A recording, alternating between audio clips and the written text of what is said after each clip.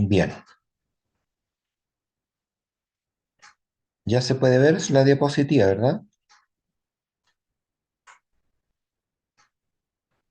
Ya. Sí, Ok.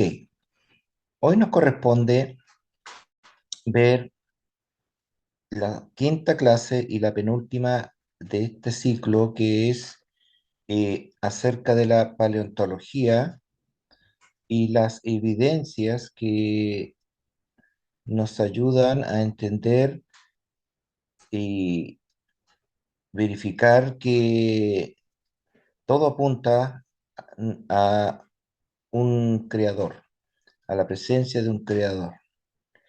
Entonces, hoy día vamos a ver brevemente eh, sobre el aporte, aunque quizás pequeño, que hace la paleontología. Quizás es el aporte no tan fuerte, el menos fuerte de todos las evidencias, pero sí nos ayuda a, no solamente quizás es fuerte en el sentido de que eh, el conocimiento que se tiene de la paleontología y los avances que han habido eh, distorsionan, o mejor dicho, no, no refuerzan las cosas que están ya comprobadas, entre comillas, o están dichas sobre la presencia de los animales y toda la vida antigua, de la cual se cree que es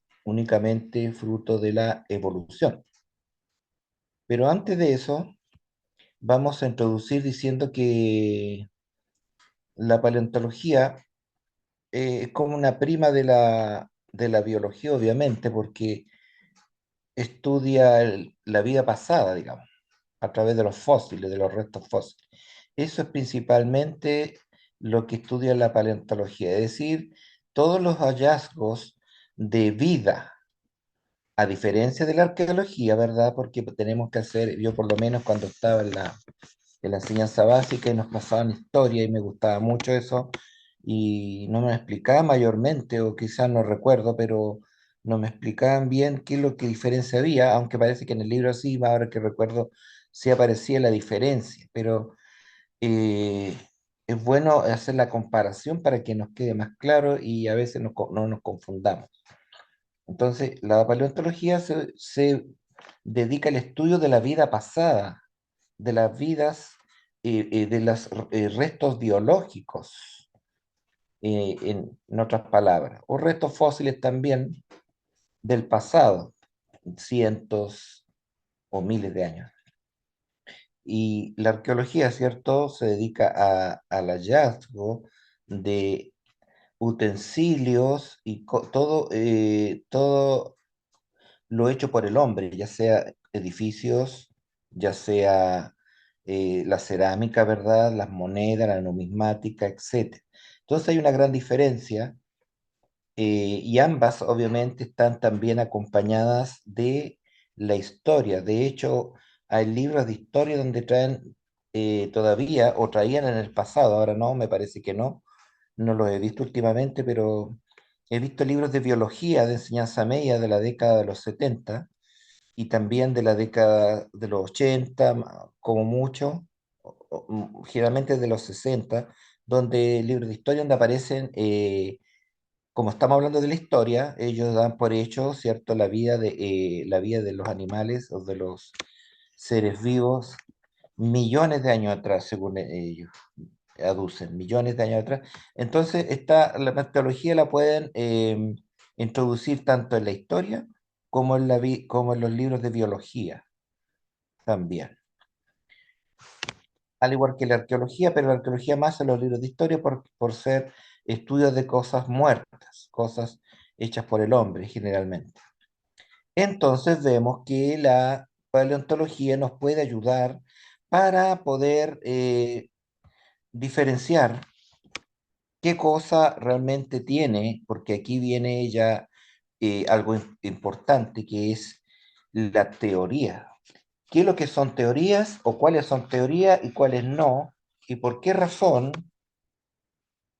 eh, están están, se enseñan como hechos comprobados, es decir, hasta el día de hoy, eso me recuerda a uno de los, ¿qué tiene que ver? Dirá uno, ¿qué tiene que ver el ministro de propaganda de Hitler? En este sentido, sí, porque él dijo, una mentira dicho cientos o miles de veces pasa a ser verdad. Una mentira dicha cientos o miles de veces pasa a ser verdad o pasa a ser cierta. Y como en ese tiempo, la Segunda Guerra, tanto los bolcheviques, los comunistas, como los nazis utilizaban mucho la desinformación como una arma para poder eh, bloquear al enemigo, confundirlo y hacer lo que se equivoque en su estrategia, en su táctica, etcétera. Bueno, algo similar ocurre o ha ocurrido con la paleontología. ¿Por qué? Porque se ha, como dije, se ha establecido como cierto, como verificable, cosas que no se pueden comprobar aún, aunque pareciera que sí, porque realmente hay personas paleontólogas muy renombradas, por lo menos aquí en Chile. Conozco una paleontóloga, no he visto una persona con más estudios, o sea, con tantos grados, varios doctorados, qué sé yo, de todos estudios paleontológicos. Sin embargo, por mucho que el ser humano estudie y se prepare, hay cosas que no están dilucidadas, no están demostrables, no son demostrables lamentablemente, y están ocultas. Y este es el caso de la paleontología, donde hay cosas que hay verdaderas lagunas. Pero avanzando en esto, vemos este versículo donde dice, porque las cosas invisibles de él, su eterno poder y deidad, se hacen claramente visibles desde la creación del mundo, siendo entendidas por medio de las cosas hechas. Después agrega, ¿cierto? De modo que no tienen excusa, dice. Pero hasta aquí está bonito igual, este pasaje. Y también decir que esta reflexión que hacemos siempre, si estamos de a poquito o a grandes pasos, dependiendo del punto de vista histórico que uno lo mire, y se lo mire mirándolo desde el aire, digamos así, como un avión, una avioneta, mirando todos los pasos que se han seguido, entonces podemos decir que las evidencias de la veracidad de la Biblia son muchas y han aportado bastante, y solamente tendría que ser una persona muy obcecada, con mucho prejuicio mezclado con ignorancia, porque ya las evidencias de todo tipo, lo que hemos visto estas semanas y meses, las profecías cumplidas, la parte arqueológica que todavía nos queda bastante que ahondar, todo apunta a que la Biblia es un libro sobrenatural. Y aquí, si bien no es tan fuerte, digámoslo sinceramente, la paleontología acá como parte de evidencial, no es tan fuerte como quizás la arqueología y las profecías cumplidas, pero sí nos va a aportar algún razonamiento de por qué la Biblia tendría que ser la solución a los problemas que se presentan en la paleontología. Entonces podemos decir que a través del registro fósil, ¿cierto? Obviamente se presentan evidencias que de la, ve- y obviamente son evidencias que ayudan a hacer una especie de ensamble o una historia grande para poder mostrar cómo la evolución ha ido exactamente trabajando a través de los siglos y a través de millones de años, mejor dicho, como ellos lo consideran. Millones de años, 60 millones de años aproximadamente, de evolución. En algunos casos, otros dan otras cifras. Pero dice la Biblia, y creó Dios los grandes monstruos marinos. y todo ser viviente que se mueve según su especie. Y aquí viene más adelante un conflicto, y van a haber conflicto entre lo que dice la paleontología en algunos casos y lo que dice la Biblia. Pero vamos a ir analizando. Aquí viene el primer problema, que es el problema de los fósiles transicionales.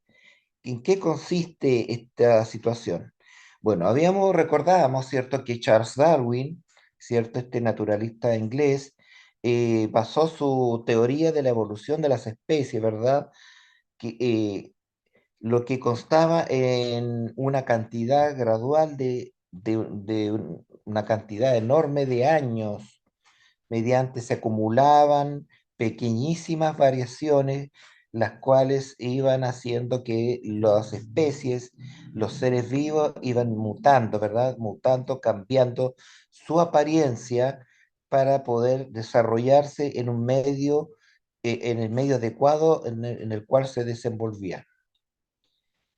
Sin embargo, la realidad, y aquí también la paleontología aporta, y eso es lo que de bueno lo que tiene la ciencia, es que algunos casos del ser humano, claro, presenta teorías, pero la misma ciencia que ellos estudian a veces les juega una mala pasada porque les contradice justamente la teoría que están ellos predicando.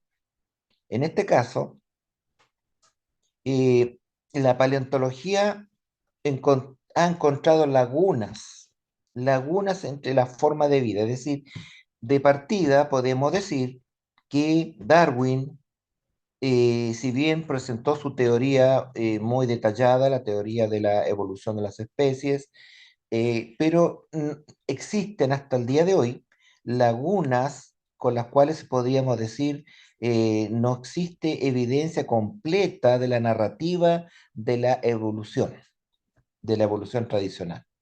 No existe, digámoslo así, sino que son teorías. Por eso yo insisto, ¿por qué razón? Y esto son cosas que ocurren esto ocurre porque muchos estados laicos, sobre todo, obviamente no van a enseñar, laicos, digamos, anti o a religiosos, en algunos estados. Me acuerdo que hay unos estados en el mundo, parece que Andorra, se declara completamente ateo, y hay otros estados no laicos y no seculares, o sea, seculares y no religiosos, pero hay otros donde ya han abrazado literalmente la teoría de la evolución, porque no consideran que la creación es parte de la mitología.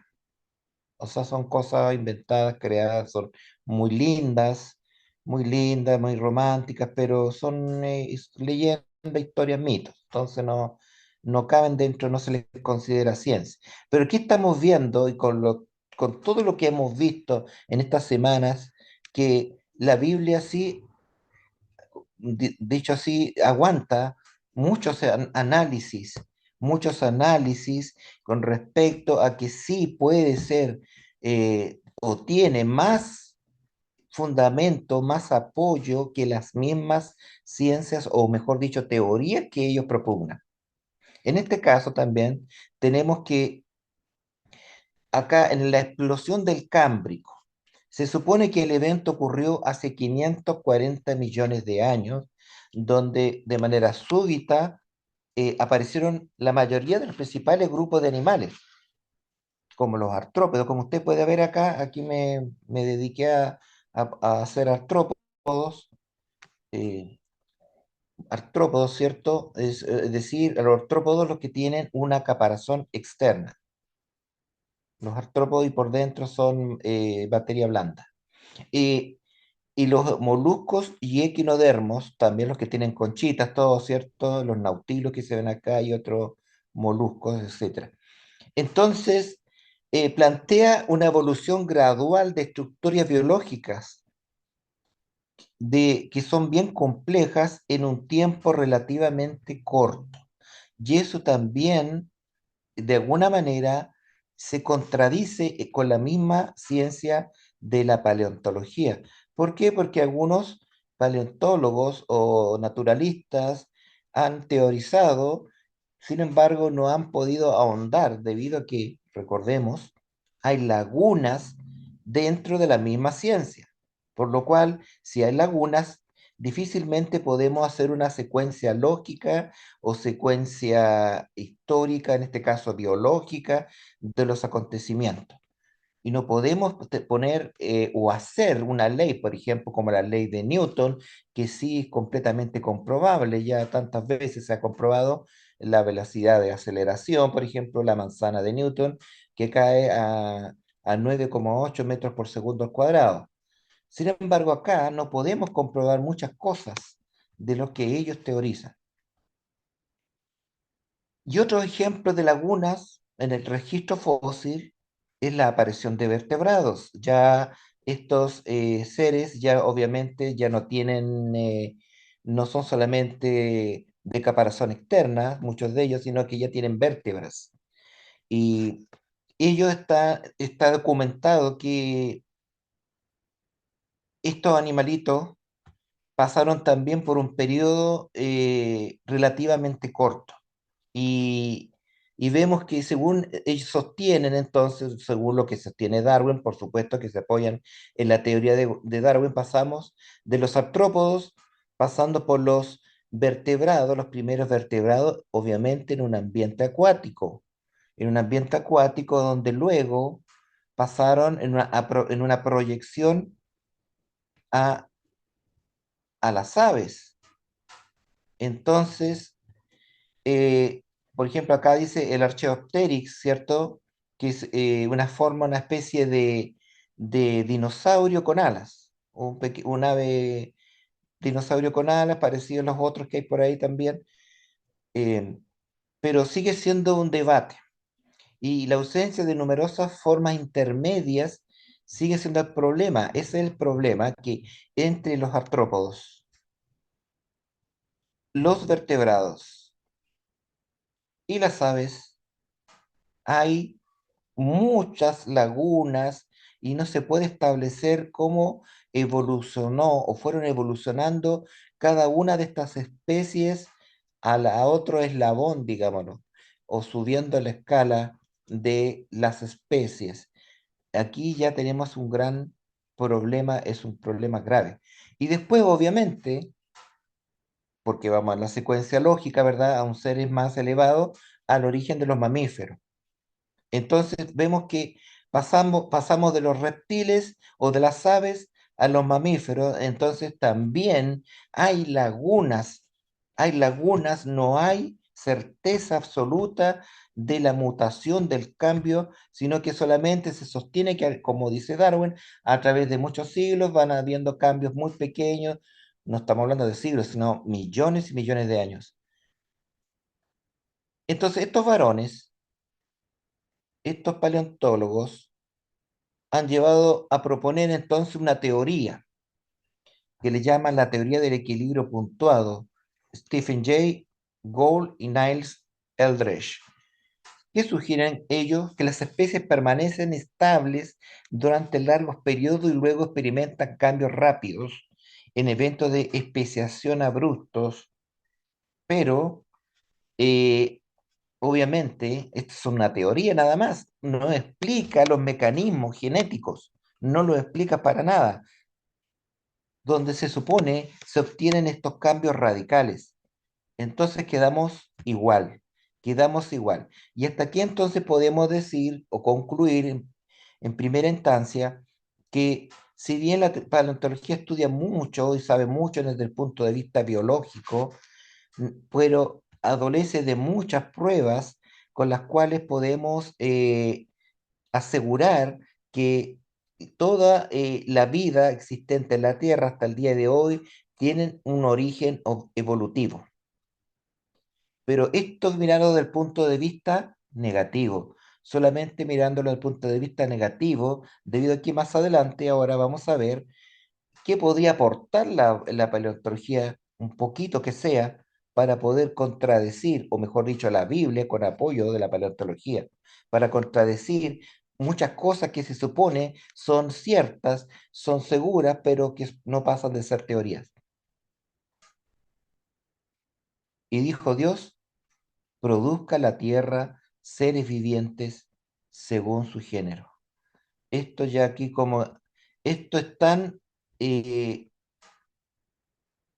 certero, es tan simple, pero a la vez tan complejo. O sea, estamos tan acostumbrados a leer esto y las personas quizás que no son creyentes o son ateos o están empecinados en buscar una solución eh, externa o aparte de lo que dice la Biblia, lo ve como algo muy simple, pero vamos a ver brevemente que podemos llegar a una conclusión con respecto a esto.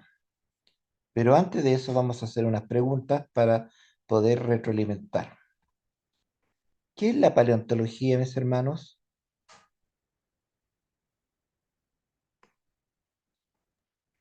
¿Qué es la La paleontología? paleontología. La ciencia que busca los hallazgos de vida se dedica a la vida pasada de los fósiles. ¿Está bien o no? Correcto, bien, sí, bien. ¿Y qué son los fósiles? Otro hermano, por favor. Está más difícil esa.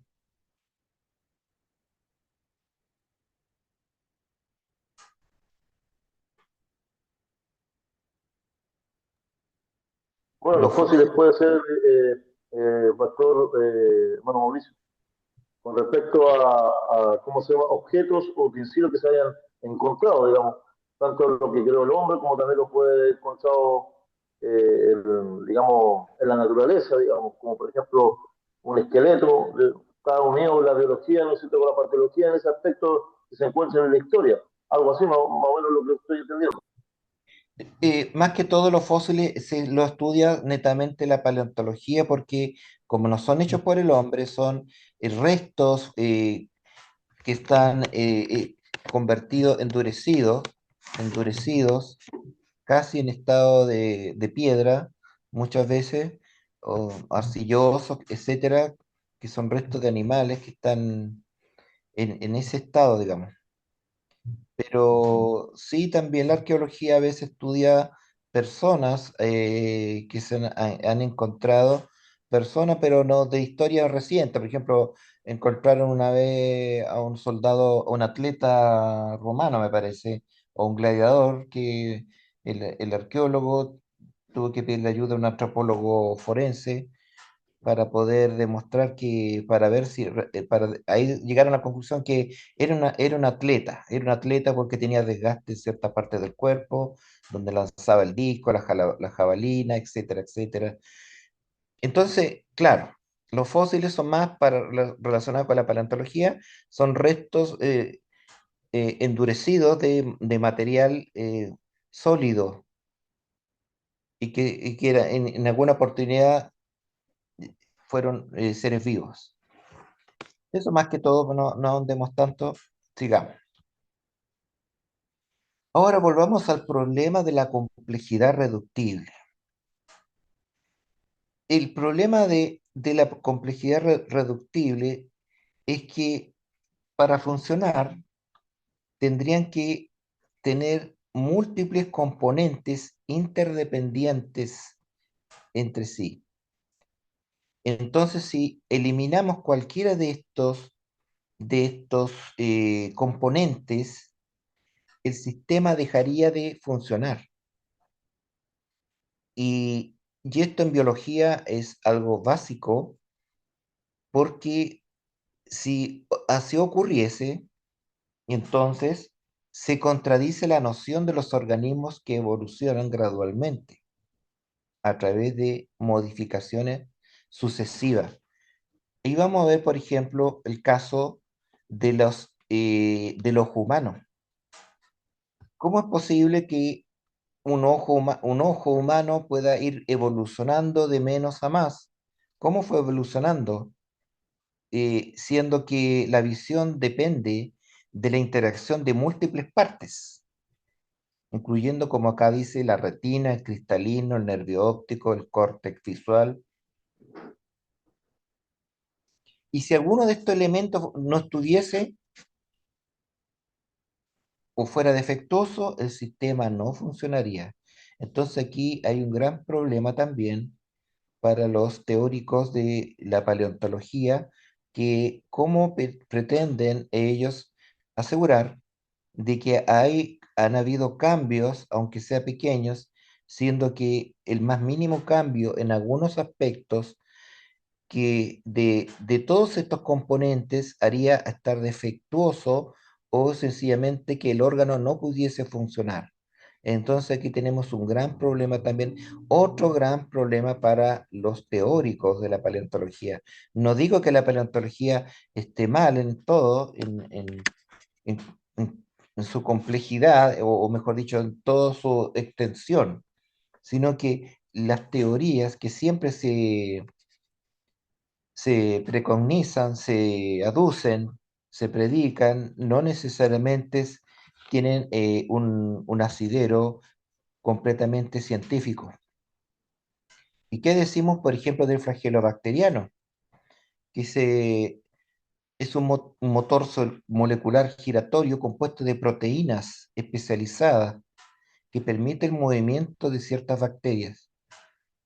Y su diseño es tan preciso y complejo que no puede explicarse mediante un proceso de acumulación gradual de mutaciones. Es decir, ¿qué mutaciones tendría? Se ha demostrado que si tuviese alguna mutación, si tuviese algún cambio, no podría funcionar tal cual funciona el flagelo bacteriano.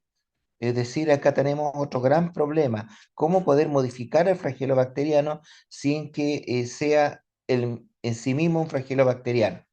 No hay explicación para eso, no se ha llegado a ninguna conclusión.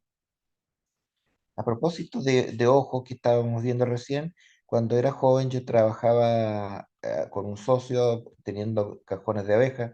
Y una vez fue a prender la sierra y no me di cuenta que había en la hoja de la sierra un trocito de madera. Entonces prendí la sierra y como no estaba cortando nada, la prendí con seguridad, pero no me di cuenta que había un trocito de madera y que fue directamente eh, a golpearme el trocito de madera en mi ojo izquierdo. Fue tanto el dolor que pensé que había perdido el ojo. Entonces fui a verme en el espejo, sí, tenía el ojo, pero después con el tiempo me empezaban empecé a ver en la noche destellos. Yo pensaba que eran rayos del cielo. No, era mi visión, que tenía destellos. Así que tuve que ir a operarme de joven a Concepción, ahí me pusieron una especie de rayo crioscópico, o sea, congelar la pequeña desgarro de la retina para que pudiese no seguir deteriorándose o rompiéndose, porque si se rompía perdía la visión. Gracias a Dios me recuperé y ahí me di cuenta de lo preciso y lo delicado que es el ojo humano, bueno, los ojos en general de los animales, pero de lo delicado, lo preciso que es el ojo, y todavía, dicho sea de paso, no se pueden reproducir los 76.000 haces de nervio óptico que transitan desde el cerebro hacia el mismo globo ocular. Y eso se supone que es fruto de la evolución. No lo creo. Pero volviendo al sistema de coagulación sanguínea, vemos que el mecanismo bioquímico es altamente regulado, entonces, y depende de muchas reacciones. Son reacciones una tras otra, como dice acá, en cascada, y sus componentes, y si faltase uno de sus componentes o estuviese ausente, o si fuera fruto de la evolución, el sistema de coagulación no funcionaría así tácitamente, no funcionaría correctamente. Entonces, obviamente, pondría en peligro la existencia del organismo. Entonces, ¿cómo esperamos que un ser evolucione si falta uno de estos componentes? Ya que vamos evolucionando de menos a más, entonces, ¿cómo vamos rellenando esa parte que falta dentro del estado evolutivo? Ese es el punto donde no hay cómo comprobar esto, cómo solamente son teorías. Justamente por eso se les llama teoría. Entonces, la existencia de estructuras con complejidad irreductible, así se llama, aunque suena complicado, sugiere que estos sistemas no pudieron haberse formado mediante un proceso evolutivo lento y acumulativo, aunque hayan pasado millones de años, sino que debieron haber surgido de material integral, infuncional desde un principio. Es decir, tienen que haber empezado desde un principio tal cual estaban. O sea, el elefante era elefante, el conejo era conejo, el ser humano era ser humano. Por la palabra de Jehová fueron hechos los cielos y todo el ejército de ellos, por el aliento de su boca. Vamos con otras preguntitas, a ver. Esto no lo vimos. Pero sabemos lo que es un mamut en todo caso. Un mamut, ¿verdad? Sabemos lo que es un mamut. Y aquí vienen otras cosas que vamos a ver, ¿ah? A propósito de esto acá. eh, Se dice que los dinosaurios se extinguieron aproximadamente hace 66 millones de años, mientras que los seres humanos aparecieron surgieron a aproximadamente 200.000 años. Entonces, ¿a qué se refiere esto? Que no se encontraron nunca los dinosaurios con los seres humanos. Sin embargo, tampoco hay certeza de eso. ¿Por qué? Porque si vamos a analizar, vamos a buscar y aquí interviene la arqueología, estimados. Interviene la arqueología debido a que se encontraron figurillas de cerámica en México, petroglifos y arte rupestre, donde nos demuestra en el estado de Utah. Utah era el estado mormón, digamos así, que la capital Salt Lake City, claro. Se encontraron petroglifos que representan dinosaurios. Entonces la pregunta es, eh, ¿quién dibujó esos petroglifos si nadie había visto los dinosaurios antes? Estamos hablando de petroglifos de 4.500 años de antigüedad. 4.500 años de antigüedad. No existían las fotos, ¿verdad? Los celulares, de video, entonces, y las pinturas, los cuadros actuales, nadie podía reproducir un dinosaurio si no lo había visto. Nadie podría reproducir un dinosaurio si no lo había visto ocularmente. Por lo tanto, esto es una teoría, más que teoría, digamos, ya aquí está echando por tabla, está dando a entender que la medición del estado de el ser humano, de la existencia del ser humano con los dinosaurios no es tal como se dice. Es decir, que probablemente sí se hayan encontrado algunas especies de dinosaurios con el ser humano. De hecho, existen también otros relatos, y aquí también dentro de la especulación, las culturas chinas, Babilonia, existen relatos de dragones que echaban, bueno, no que echaban fuego por la boca, pero sí que tenían alas, escamas y mucha fuerza. Y, y uno se pregunta, ¿serían seres mitológicos? ¿Y cómo crearon seres mitológicos si no lo habían visto? Entonces, es una buena pregunta, aunque los paleontólogos no dan por seguro estos hallazgos que sí son muy antiguos y los arqueólogos lo han comprobado, donde sí están dibujados diversos animales, incluso en el arte rupestre. Recordemos que en España, por ejemplo, en las cuevas de Altamira, me recuerdo, existen un arte rupestre muy antiguo donde hay pinturas con ciervos, hombres con ciervos, me parece, pero en otras aparecen hombres con dinosaurios y eso es lo que llama poderosamente la atención. Entonces, ¿cómo se puede esto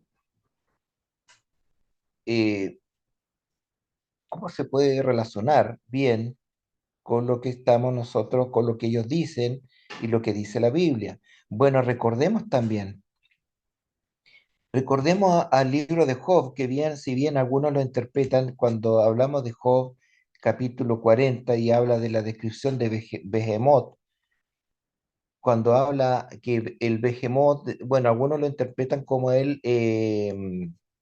¿cómo se llama? El hipopótamo, pero algunos dicen que no se refiere al hipopótamo, sino a un animal muchísimo más grande que, que comía hierba y que su cola dice se mueve como un cedro. O al leviatán, que algunos también lo atribuyen al cocodrilo.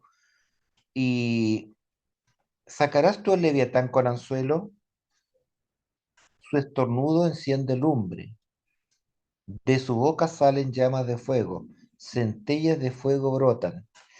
Ahora bien, podría ser una metáfora quizás, o quizás no. Entonces eso hace que da que pensar. Algunos, claro, piensan que el cocodrilo, el leviatán.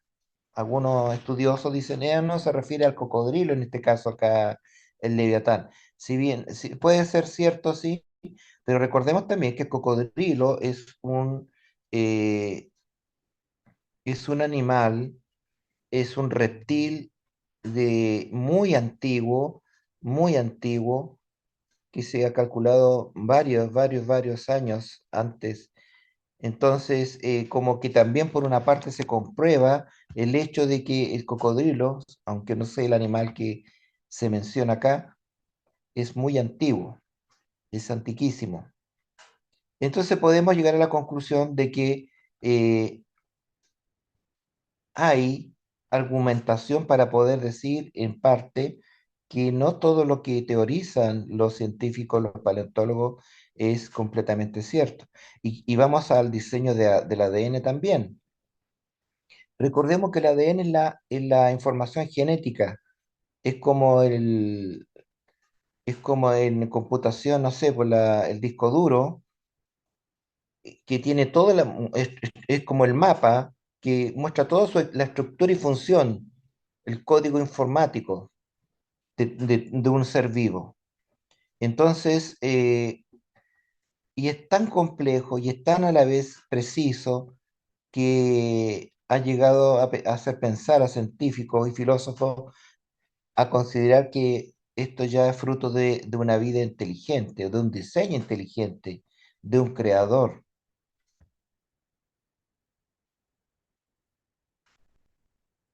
¿Y cuáles son las características? Bueno, ya para el que estudió biología, ya eso lo sabe, que, ¿cierto? Tiene cuatro bases nitrogenadas que son adenina, timina, citosina y guanina.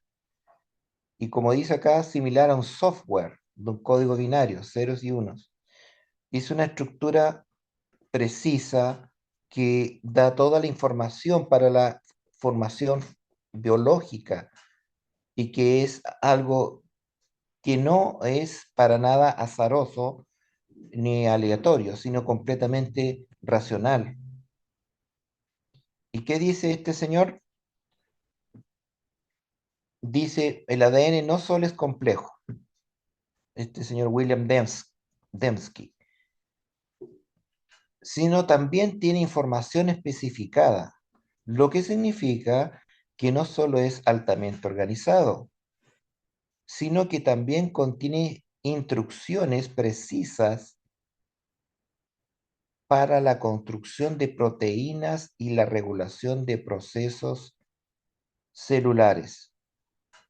Es decir, él está dando a entender lo que es cierto, que el ADN es extremadamente complejo y eso al final va apuntando a que el diseño del ADN es algo que escapa a la evolución, sino que por fuerza tiene que haber intervenido alguien muy poderoso y muy inteligente y sabio para poder crear semejante ensamble.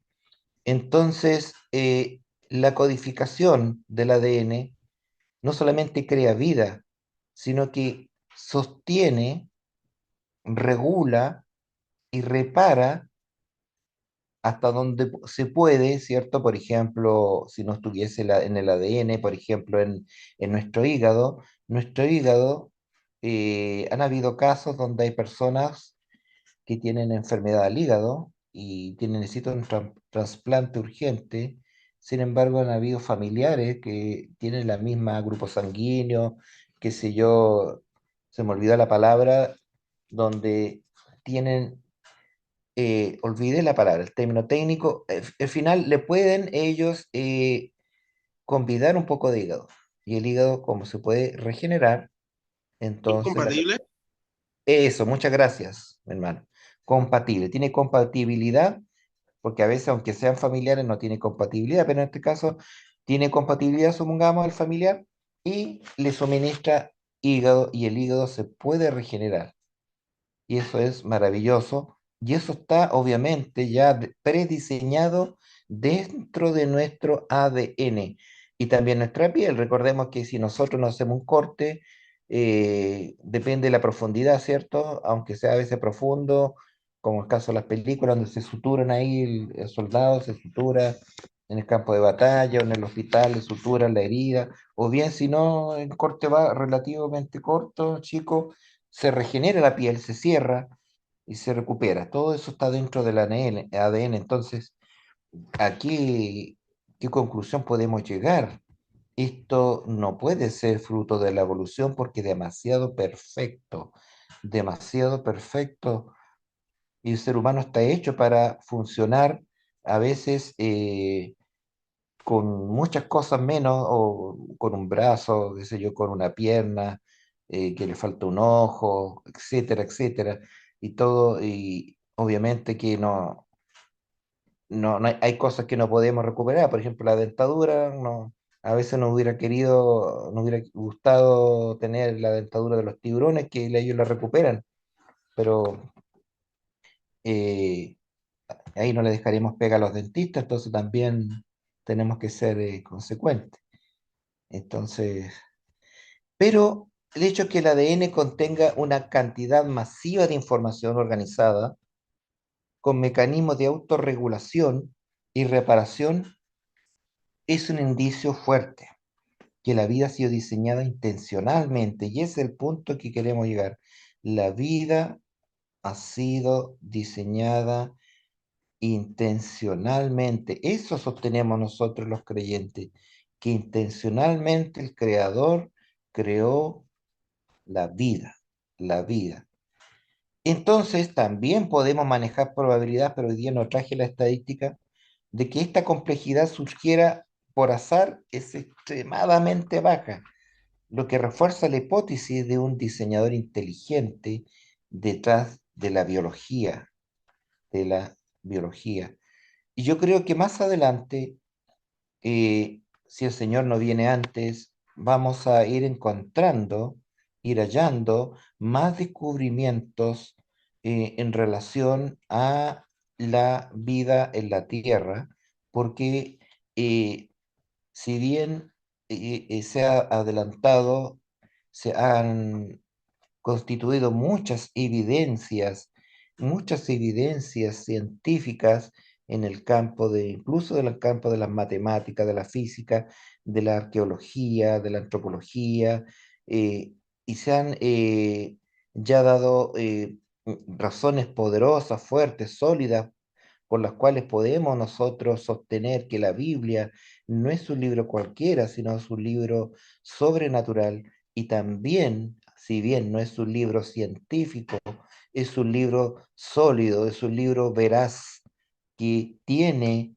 contenido que puede ser probado científicamente, puede ser probado y de hecho, como lo hemos visto en las clases anteriores, puede ser probado en las profecías con una altísima estadística, una estadística muy sólida con la cual podemos nosotros decir estas profecías sí se cumplieron y es imposible que no se hayan cumplido en otra, que se hayan cumplido en otra persona, sino en Cristo. O bien los hallazgos arqueológicos también que son también bastante decidores y también complementarios o más fuertes, obviamente, que la paleontología, porque aquí más que todo estamos poniendo en duda en esta clase, poniendo en duda la, lo que ellos afirman, de que toda nuestra vida es fruto de una, un proceso, de un largo proceso evolutivo,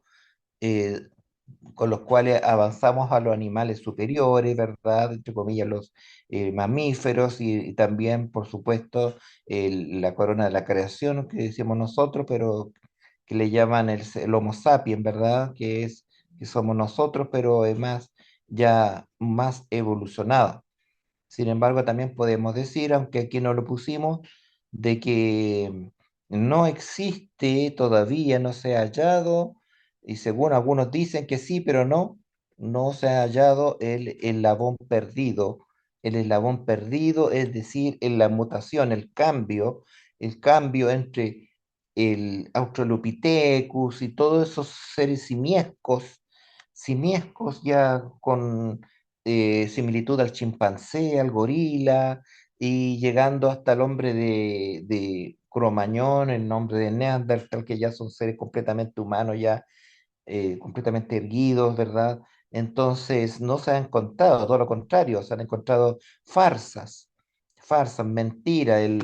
El hombre, qué sé yo, se me olvidó un personaje que era el hombre de se me olvidó. Pero hay un hombre, un esqueleto que al final era solamente se basó en un parte de un cráneo pequeño, se basó en toda una teoría de un hombre, de un antecesor al hombre de Cromañón y al de Neandertal. Y sin embargo, eso no es científico, obviamente, a través de un hueso del cráneo, no.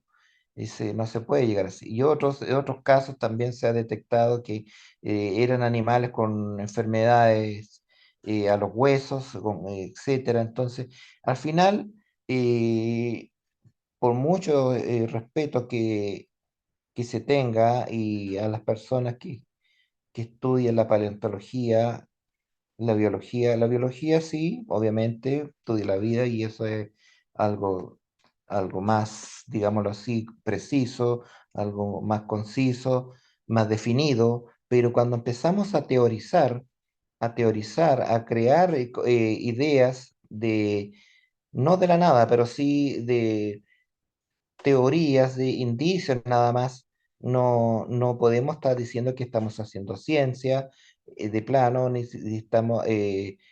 estamos preconizando leyes completamente ciertas, no. Entonces tenemos derecho nosotros y el deber de decir que la verdad y que no son hechos comprobados, para nada, no son hechos comprobados y lamentablemente ha sido tan fuerte, como dije al principio, el choque ideológico, cultural también, de, del religiosismo, eh, de la secularización de las escuelas, de los estados, donde los libros de clases sí tienen la teoría de la evolución como hechos consumados. Y eso es lamentable, porque yo por lo menos cuando estudié eso era algo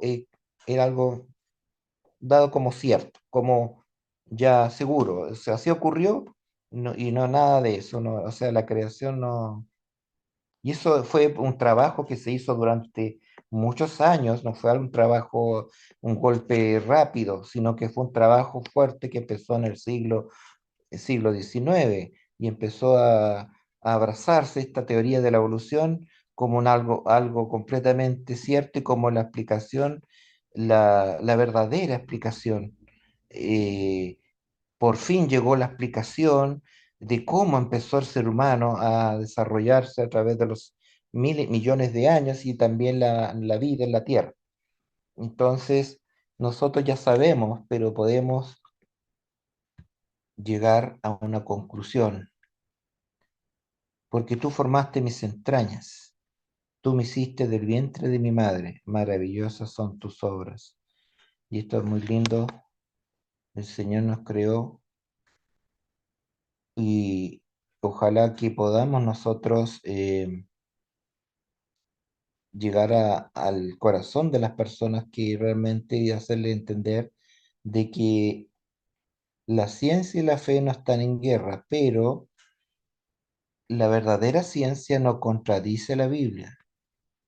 Cuando se examina con libertad, sin y objetividad, sin prejuicio, porque también tenemos que hacerles ver, si algún día corresponde hablar con un científico, con un biólogo, un paleontólogo, hasta un arqueólogo que quizás no cree, aunque sería muy raro que un arqueólogo no creyese en las evidencias de la Biblia, pero si encontramos a alguien tosudo, podemos nosotros con, obviamente, mansedumbre, pero con firmeza a la vez, eh, darle a entender que hay cosas que no están comprobadas, que no son, y que ellos vienen con prejuicios hacia la Biblia como un libro mitológico nada más, muy religioso y romántico. Y como recordemos como la creación y dicen, ¿cierto?, que la Biblia, ¿cómo va a ser algo tan científico este relato de la creación si está hablando ahí, meterás dos especies en el arca y y todos esos relatos tan y casi cuasi infantiles, dicen ellos. Pero recordemos también en el contexto, ¿verdad?, de la hermenéutica histórica, que Dios no iba a hablar algo tan complejo a personas que no tenían instrucción. Recordemos que quienes tenían instrucción universitaria o instrucción grande en siglos atrás, ¿no?, en los tiempos de Moisés, tiempos de Noé, o los tiempos de Moisés, nadie, casi nadie sabía leer y escribir. Y el hombre más preparado en su época que escribió el Pentateuco fue Moisés, ¿verdad? Moisés. Entonces, obviamente, para que entendiesen las personas, obviamente tendría que hablársele en su idioma para que pudiesen entender. No, y por eso la Biblia no es un libro de ciencia. Contiene ciencia, sí, pero no es un libro científico, porque alguien podría decir, ah, pero la Biblia no es científica. Yo no digo, le podría usted decir, yo no le digo que la Biblia es un libro científico, porque no fue escrito pensando en la ciencia, porque la Biblia no, la Biblia en sí no intenta comprobar que es cierta, porque da por hecho que la Biblia es cierta, que es certera. Dios da por hecho que la Biblia, que su palabra es verdad. Entonces nosotros, obviamente, y también, como dice Pablo, tenemos que presentar defensa muchas veces. Por ahí se formó la apologética para poder dar defensa, y obviamente la apologética nos sirve de mucho, y así poder también llegar a algunos que realmente vienen con buenas intenciones, con la mente abierta y sin prejuicios, y se dan cuenta que la Biblia tiene la verdad y no yerra. Entonces, ese es el punto. Y por lo tanto la paleontología deja muchas lagunas. Si bien acá no apunta tanto a defender una causa, a defender la Biblia en sí, la paleontología, sino que más que todo acá tratamos de demostrar los vacíos que contiene la paleontología, los errores que contiene, la falta de rigurosidad quizás, o los prejuicios con los cuales ellos se sostienen, y se sostienen a pie firme, sabiendo que hay tantas lagunas, que hay tantas falencias en estas investigaciones que ellos hacen, en estas teorías, que muchas de ellas ya son como leyes, no siendo causa motivo de ser leyes, como otras leyes que tenemos nosotros físicas, como la acción y reacción. Yo empujo algo, se mueve, dependiendo, mientras más peso, más fuerza, qué sé yo,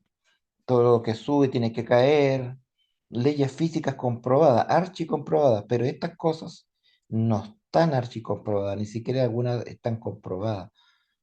Entonces, ese sería lo que podríamos decir con respecto a la paleontología, que es importante, sí, haberlo visto, porque muchos de los no creyentes, ateos o agnósticos, o algunos científicos lo podrían usar de arma, de argumentación, pero sería una argumentación muy débil y usted ya sabe algunos elementos y que podría revisar también más adelante, con los cuales poder echar abajo los argumentos de estos científicos o estos estudiosos.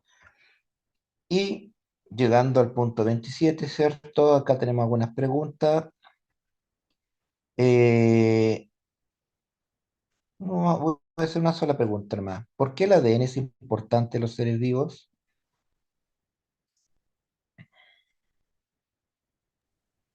¿Que ¿Por qué el contiene la ADN? información genética de un organismo, profesor? Correcto. Pucha, que sabe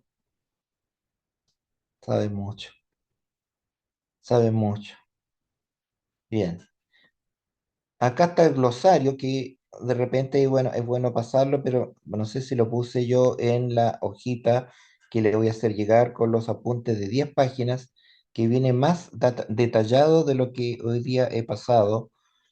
El glosario, cierto ajuste fino, idea de que las constantes físicas del universo están calibradas con extrema precisión para permitir la vida. Big Bang, esto ya lo vimos, modelo cosmológico que describe el origen del universo a partir de una singularidad inicial. Paleontología, esto es lo que nos atañe hoy día, ciencia que estudia los fósiles y la evolución de la vida en la Tierra. Complejidad irreductible, concepto que sostiene que ciertos sistemas biológicos son demasiado complejos para haber evolucionado gradualmente. Estructuras transicionales fósiles que supuestamente muestran una transición entre especies. Entonces, tenemos argumentación para decir, eh, bueno, hay otras ciencias también que no quiero atacar, pero hay ciencias que no, en realidad a todo se le llama ciencia, aunque algunas no son exactas, no podemos decir que solamente las ciencias exactas son ciencias, ya que en el buen español y en otros idiomas también, las ciencias no necesariamente son las ciencias exactas, sino las ciencias sociales, las ciencias biológicas, pero lo que sí es que las teorías no son leyes. Teorías que ellos predican, que ellos enuncian, no son leyes, y eso que nos quede muy claro, no son leyes, no han sido comprobadas. Por ejemplo, la teoría de la relatividad de Einstein no se ha podido comprobar. No se ha podido comprobar por algo sigue siendo una teoría nada más, aunque hay otras teorías que podían reafirmarla, por ejemplo, eh, yo disfruto con algo, por ejemplo, comiendo un almuerzo rico, para mí el tiempo fue corto, o viendo una película que me gusta, el tiempo fue corto. Tengo que esperar una fila del banco y parece eterno. Entonces hay una relatividad, decía Einstein, algo similar, daba un ejemplo. Pero en resumidas cuentas, matemáticamente, empíricamente, no se pueden comprobar las teorías. Por algo siguen siendo teorías, si no serían leyes. Y ahí tenemos otras preguntas más que vamos a hacer en otra oportunidad y vemos cómo vamos a evaluar eh, estas clases. Y eso sería todo por hoy, estimados. Y más detalles se los voy a hacer llegar en el contenido o los apuntes que le voy a mandar ahora mismo en el WhatsApp con 10 páginas, donde ahí tienen más argumentación ustedes para utilizar eh, en sus defensas de la vida, de la creación en la Tierra. Eso sería por mi parte, estimados hermanos.